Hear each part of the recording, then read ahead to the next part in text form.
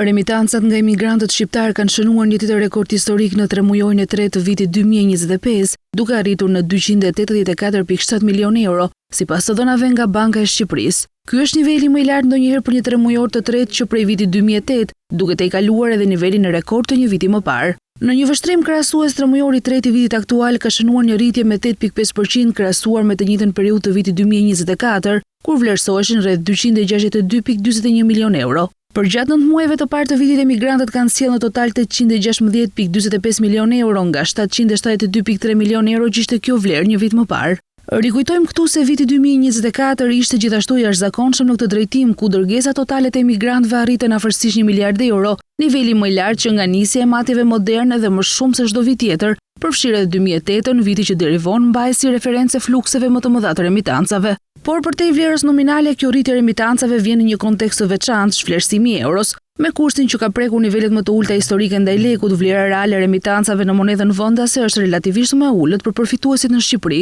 Pra edhe pse më shumë euro po hyn në ekonomi, fuqia blerëse e tyre është ndikuar ndjeshëm nga zhvlerësimi. Një tjetër element me ndikim në rritjen e remitancave në tremujorët në vijim do të jetë edhe zgjerimi i përdorimit të sistemit SEPA nga emigrantët shqiptar që jetojnë në vendet e Bashkimit Evropian.